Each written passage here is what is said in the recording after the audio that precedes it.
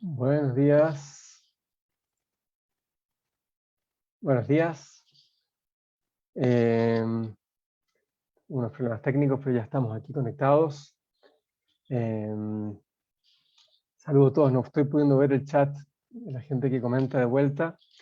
Les pido disculpas, no es mala educación. Nada más que no tengo dificultad técnica para poder ver los comentarios, pero aquí estoy. Vamos a seguir en este ciclo de la ingeniería del alma y tratando de conectarnos, ojalá cada vez más con este fascinante mundo de la tefilá, de los rezos, de cómo tener un vínculo con Dios real. Dijimos en el judaísmo, creer en Dios no basta no es solo una cuestión que uno tiene el corazón ahí perdido, sino que realmente debiera ser una realidad tangible en nuestra vida. Y para eso hay que trabajar, hay que invertir, hay que estudiar un poquito.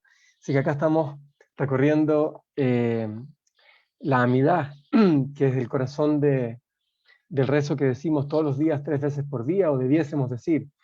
Y nuestros sabios hace 2000 años lo compilaron en una estructura impresionante que hoy tenemos en el Sidur, y hemos venido recorriendo progresivamente las distintas partes de la amidad. Son 19 partes que tiene, y hemos venido conociéndolas una por una y profundizando acerca de qué representan las palabras y cuál es el concepto o la intención que uno debiese tener cuando está pronunciándolas.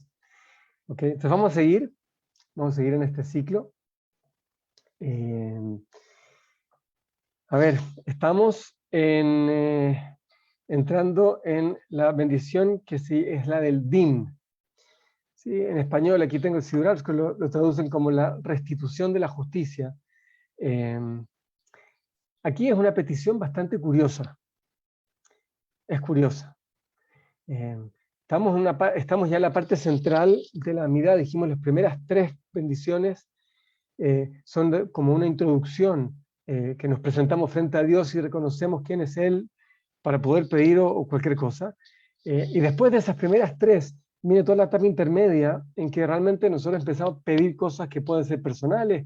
Pedimos por salud, pedimos por inteligencia, pedimos varias cosas.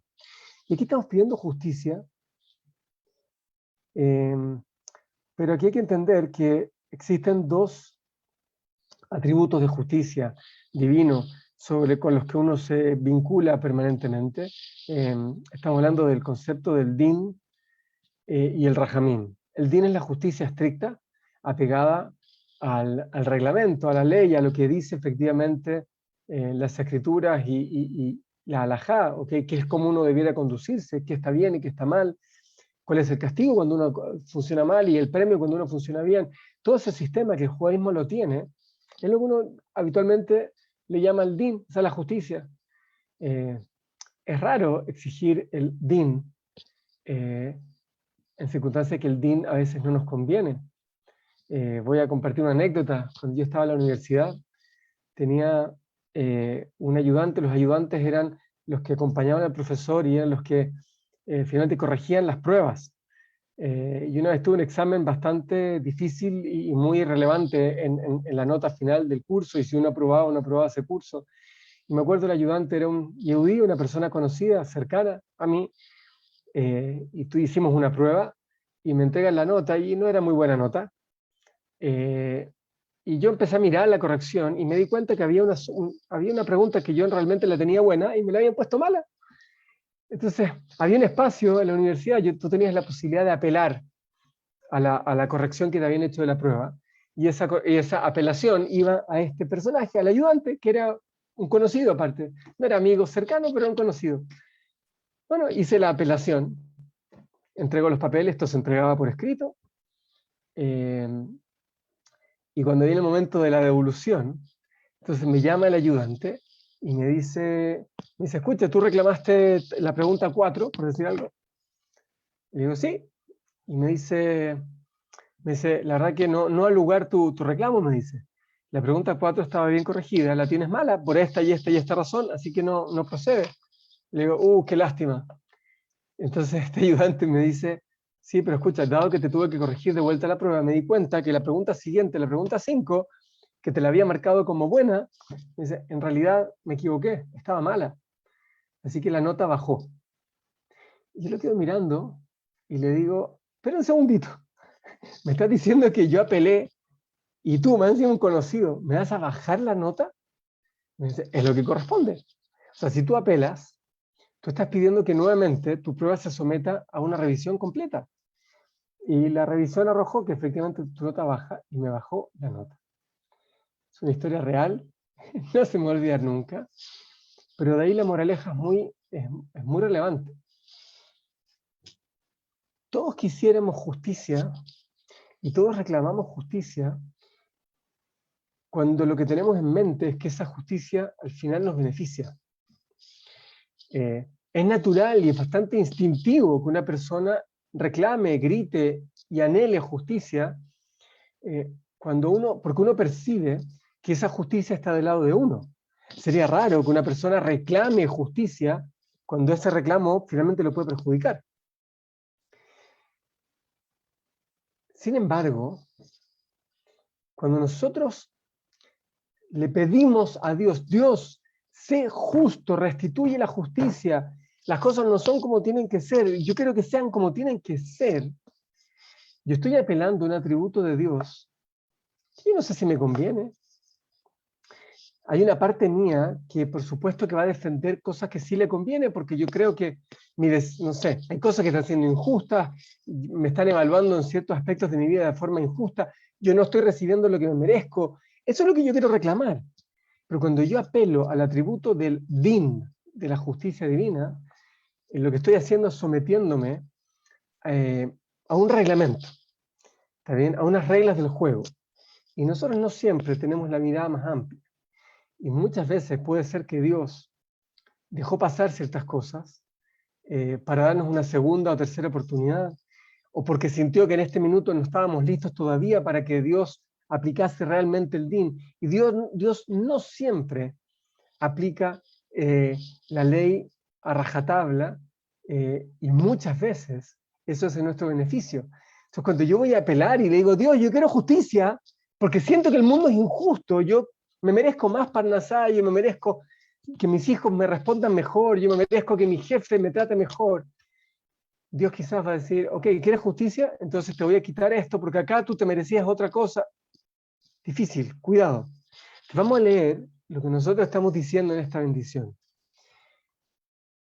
Alajá del Din, decimos así, Hashiva Shofteinu que Barishoná. Devuélvenos los Shoftim, los jueces, como en un comienzo. O sea, estamos diciendo, Hashem restituye los jueces como teníamos en un comienzo. Veyoatzeinu que Batjilá, y nuestros asesores, nuestros consejeros, como teníamos al inicio. ¿De qué época estamos hablando? Cuando decimos aquí que Barishoná en un comienzo y que Batjilá en un inicio, ¿de qué comienzo y de qué inicio estamos hablando acá? ¿Qué es lo que estamos reclamando? Estamos diciendo, Hashem, quiero jueces como los de antes. Y quiero consejeros como los de antes. ¿De qué antes estoy hablando? Aquí no estamos hablando del famoso dicho que también existe en español, todo pasado fue mejor. ¿No? Hay gente que dice que siempre, no, antes era mejor, ahora es terrible, antes era mejor. No estamos hablando únicamente de eso. Aquí en primer lugar nos estamos refiriendo a las épocas en que el pueblo judío tenía jueces que realmente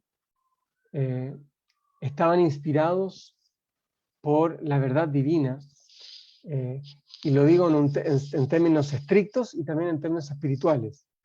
O sea, eran jueces que eran creyentes, eran jueces que no se sentían dueños de la verdad, nada más se sentían mensajeros, enviados de Dios, representantes de Dios en la tierra para poder juzgar.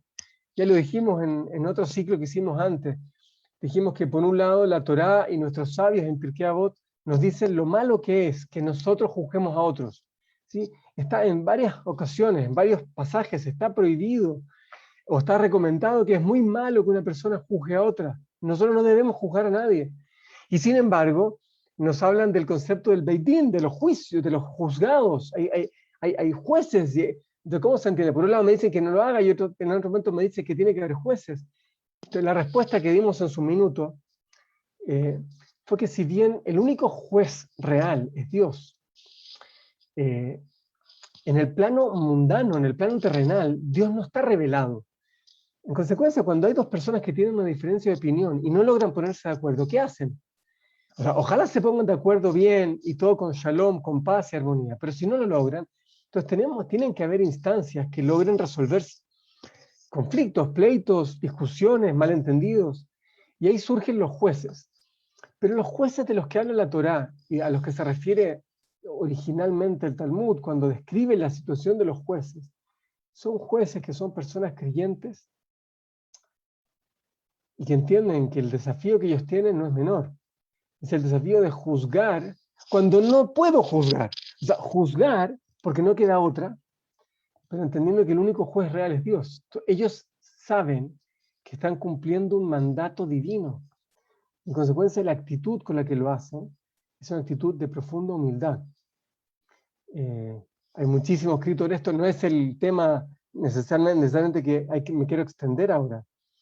Pero estamos hablando de jueces que no se sienten dueños de la verdad, que cuando reciban un testimonio van a dudar del testimonio, pero no porque duden de la gente, sino porque ellos tienen que ser críticos con todas las partes que estén ahí interviniendo, tienen que ser críticos para poder llegar, ojalá, a la realidad de lo que ocurrió ahí y entonces aplicar lo que la Torá, lo que los principios divinos dicen que hay que hacer. Ese era el régimen de justicia que funcionaba en la época que teníamos jueces, que estaba el Beit HaMikdash, que había inspiración divina y profecía en la tierra. A eso nos referimos acá. Estamos diciendo, Hashem, yo quiero esos jueces que obraban con la humildad y con la claridad de que aquí no estamos defendiendo el interés mezquino o la ley que fue promulgada por tal político que después, 6 meses después, ese mismo político quizás cambió de opinión y ahora el Parlamento cambió la ley.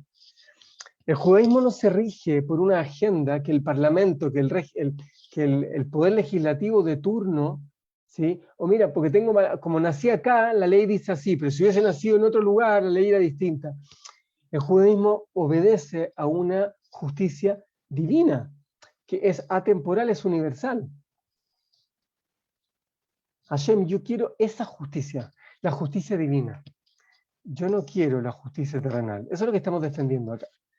Ojo, que eso a veces nos puede perjudicar, porque hay cosas, hay conductas, por ejemplo, que yo vivo en Chile, hay cosas que legalmente en Chile están permitidas y que sin embargo el judaísmo no las permite.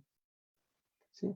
En Chile, hacer la Yonah Rá de otra persona, salvo que sean calumnias, que sean temas muy graves, pero en general, en la Yonah Rá, ¿sí? Decir cosas que no corresponden, revelar un secreto de otro. ¿Sí? Un vecino me comentó algo, un amigo me comentó algo, y yo eso voy y se lo digo a un tercero, y eso termina perjudicando. Eso en muchos países, en la mayoría de Occidente, eso no es un delito. Y por lo tanto yo no voy a ser nunca juzgado civilmente por eso en el país en que vivo. Sin embargo, divinamente, en el plano espiritual, hay cosas de esas que están muy mal. ¿Sí? Usar un lenguaje inapropiado para hablar no es un delito, pero el judaísmo dice que está mal. No reconocer a Dios en ninguna parte es un delito y sin embargo, entonces cuando yo estoy diciendo esto, cuidado, que lo que estoy diciendo es que Dios, yo quiero que sobre mí se me aplique la justicia divina. Ahora, no está todo perdido, ¿sí? Porque después seguimos diciendo así, Vehacer mimenu yagón va'anajá. Estamos diciendo, Hashem, por favor, aleja, separa de mí, de nosotros, yagón va'anajá. Yagón es una especie de un clamor, aquí lo traducen como la tristeza y el gemido, ¿sí? Aleja de nosotros la desesperanza. Estamos pidiendo a Hashem que la desilusión y la desesperanza a la que llega una persona cuando siente que no hay justicia es espantosa. De hecho, uno de los 7 principios que todo el mundo, no son los judíos, uno de los 7 principios que toda la humanidad debiese respetar es que en todo lugar debiera haber un sistema de justicia.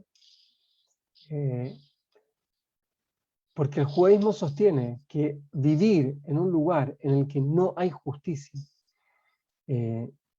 probablemente es la peor maldición que puede pesar sobre una persona.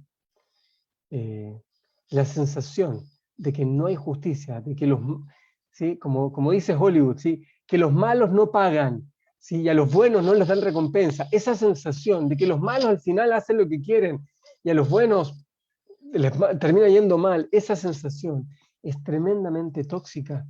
Porque después, al minuto siguiente, cuando yo tenga que tomar una decisión y yo quiera hacer el bien, sentir que hacer el bien no paga y hacer el bien el mal no castiga, nos puede llevar a hacer todo tipo de atrocidades.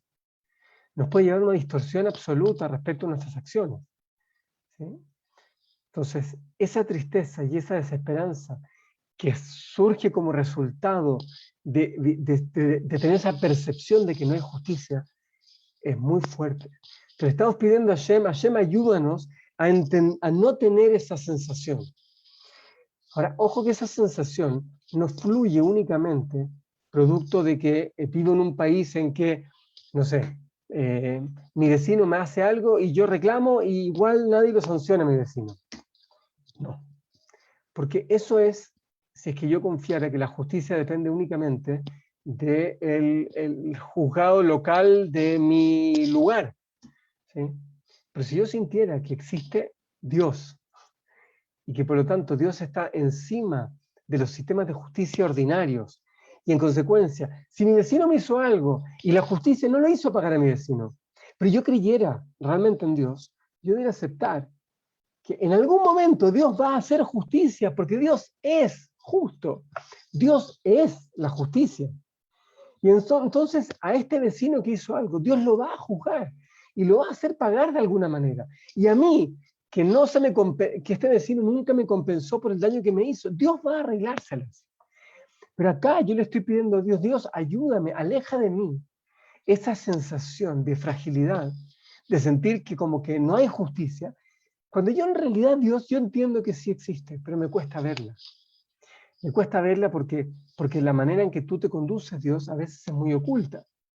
¿Sí? Entonces, este vecino me robó a mí, no sé, me robó $100. ¿Está bien? Y yo no logro que la justicia lo haga a él pagarme los $100. Y estoy molesto. Ahora, yo no me doy cuenta, Dios, que quizás 2 meses después, a mí me llegó un premio, me llegó un regalo, me llegó algo, ¿sí? Que eran justo $100. Ahora, yo no logro, muchas veces nosotros, se nos hace muy difícil conectar que esos $100 que me llegaron de casualidad tenían que ver con estos $100 del vecino, que fue la manera en que Dios orquestó para que esto suceda. Pero yo no lo veo porque yo sigo enojado con mi vecino y yo quiero que él me los pague. Si yo sintiera que no es él que me lo tiene que pagar, sino que es Dios el que me lo paga, quizás sí tendría la humildad de darme cuenta que entonces esos otros $100 que llegaron de casualidad, en realidad era la manera en que Dios me estaba pagando. Pero yo no siempre tengo esa humildad, o no siempre tengo esa capacidad de mirada en 360 grados para darme cuenta efectivamente que estos 100 que venían de casualidad no eran solo casualidad, que tenían que ver con este plan divino. Y por el contrario, si yo recibí injustamente o yo tomé indebidamente algún dinero porque era un impuesto que yo no pagué o porque era algo que no me correspondía a mí, era plata que yo tenía que devolverle a alguien y no se devolví, y que finalmente Dios hace que todo se pague, y de pronto vino algo, una sanción, o me quitaron, algo me quitó una plata, o de pronto tengo que pagar al médico algo, una locura, y yo no entiendo por qué hay que pagar tan caro. Quizás todo eso es la manera en que Dios está manejando la justicia.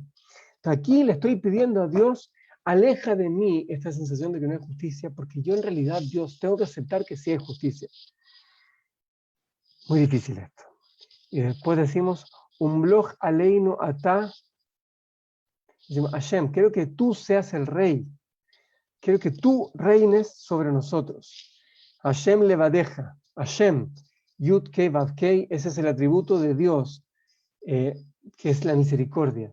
Aquí empezamos a transitar del din, de lo que yo pedí, te pido a Hashem justicia, justicia, justicia. Y aquí fíjense cómo el lenguaje va a empezar a cambiar. Y empiezo a decir, Dios, yo que en verdad quiero que tú seas mi Dios, mi rey.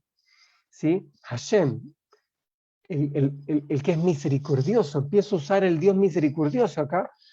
Le va a dejar solo tú, de Gesed, con bondad, uberrahamim, con bondad y con misericordia. Aquí me doy vuelta, aquí nos damos vuelta en 180 grados. Le dices, Dios, espérate, yo quiero justicia tuya, ¿ok? Pero Dios, la justicia tuya, voy a hablar, yo tengo una clase, me encanta un concepto, la justicia divina, que es un concepto que se ocupa coloquialmente bastante. ¿Qué es la justicia divina? Justicia divina se ocupa habitualmente cuando yo siento que alguien me hizo algo malo, por ejemplo. Y yo quedé enojado con esta persona, quedé molesto, quedé incómodo porque me hizo algo malo y no pagó. Y de pronto a esa persona le pasa algo. Minashamay, le pasa algo del cielo, le pasa algo. Y nosotros, muy adentro nuestro, decimos, justicia divina, todo se paga. ¿Sí? Todo se paga. Esa es la manera en que nosotros coloquialmente usamos el concepto de justicia divina. Lo usamos cuando finalmente sentimos que se hizo, como que se cobró la cuenta, había una cuenta pendiente y Dios la cobró. Así usamos el término justicia divina. Yo les quiero proponer algo diferente. Que cuando hablemos de justicia divina, entendamos que la justicia divina, en realidad, es el ejercicio de Dios en que aplica simultáneamente el reglamento, el atributo estricto de la ley, pero al mismo tiempo, el mismo Dios también aplica la bondad sobre nosotros. El mismo Dios, el mismo que me cobra la multa, es el mismo Dios al que yo después le apelo por clemencia. Es el mismo Dios, el que es bondadoso. Entonces, cuando yo pido a Dios, quiero justicia, yo no estoy pidiendo realmente que Dios aplique el reglamento a rajatabla, lo que estoy pidiendo a Hashem. Quiero que tú seas realmente justo como solo tú sabes serlo. Porque solo Dios sabe cuándo esperar y cuándo no. Dios sabe exactamente cuándo corresponde aplicar una segunda oportunidad. Y ahora, eso también lo tengo que pedir para mí, porque a mí también me gusta que Dios me dé segunda y tercera oportunidad. ¿A quién no le gusta que le den segunda y tercera oportunidad? Pero de la misma manera, si yo le pido a Dios que ocupe esa forma de juzgar, tengo que estar dispuesto a aceptar que si el que necesitaba esa segunda oportunidad era mi vecino, porque me hizo algo malo, o era mi hijo, o mi papá, o un amigo, o era quizás la razón por la que Dios a él no le dio con un palo en la cabeza, ¿sí? Era porque Dios a él también le aplicó la justicia divina y sobre él fue bondadoso Dios. Es muy complejo. Porque entonces eso no significa que Dios está siendo injusto conmigo, sino que lo está manejando de la forma que solo Dios lo sabe manejar. Y después decimos, Vetzadkeinu bamishpat. Y Dios, yo quiero que tú seas tzadik, que seas justo. ¿Sí? Mishpat. Mishpat es un juicio. Ahora, el juicio, en realidad, no es el arte de aplicar una ley. El juicio es el arte de ser capaz de ponderar factores. Ese es el juicio. Entonces, lo último que le pedimos a Hashem, Betzadkeinu bamishpat. Y después decimos, Baruch atah Hashem, así firmamos esto. Bendito seas tú, Dios, Melech, el rey. O sea, nadie está por encima de la voluntad del rey. El rey es el mero mero, el que manda, ¿no es cierto? Ohev, el que ama, Tzedaká. Tzedaká es juicio, pero también significa la generosidad, ¿no es cierto? La cosa recta, justa, un mishpat, y el juicio, la ponderación de factores. Mis queridos, esta es una de las más difíciles de todas. Le estamos pidiendo a Hashem que sea justo y que nos ayude a ver cómo Él es justo, para nunca perder la esperanza y la confianza en que Dios está con nosotros todo el tiempo. Naturalmente, y es algo que se vale, ¿no? Se vale que si yo estoy enfrentando una situación adversa, y a mí me parece que eso es injusto, se vale pedirle a Dios y implorarle a Dios Incluso reclamarle a Dios se vale, porque a mí me parece que esto que está haciendo Dios es injusto. Nada más que hay que tener solo un pequeño cuidado, que tenemos que nunca perder esa humildad de entender que Hashem, con todo lo que te estoy reclamando, yo te reclamo, pero yo estoy dispuesto a aceptar, Hashem, que lo que tú finalmente digas va a ser lo correcto. A mí me parece que esto tiene que ser distinto, pero yo me someto a que tú hagas lo que sea lo correcto. Y así como yo cuando fui a reclamarle a este ayudante que me estaba corrigiendo este examen y que terminó perjudicándome, al final yo entendí que lo que él hizo fue lo correcto. Así Hashem nos ayude siempre a entender que lo que dice Hashem es lo correcto y que cuando nosotros queremos que Hashem aplique justicia, eso no siempre, la justicia de Dios no siempre es lo que yo quiero recibir, no siempre nos conviene en el corto plazo, pero siempre es lo mejor para nosotros. Vamos a dejar hasta aquí. No quiero partir la siguiente es muy compleja y tiene muchas aristas. Vamos a empezar a hablar las siguientes 2 bendiciones sobre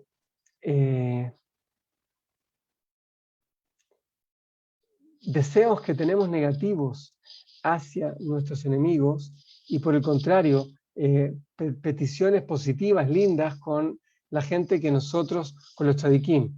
Pero antes de hacer eso hay que definir muy bien qué significa un enemigo, qué significa pedir mal para un enemigo y qué significa un amigo y pedir bien para un amigo. Entonces, antes de desembarcar en ese mundo que son las siguientes 2 bendiciones, que las quiero, si Dios quiere, poder abordar en conjunto la semana que viene, hay que definir muy bien qué significa amigo-enemigo, qué significa bien-mal, así que manténganse en sintonía. Seguimos la semana que viene compartiendo y profundizando sobre qué significa lo que estamos rezando y cómo tener un vínculo sano con Dios. Nos vemos la próxima.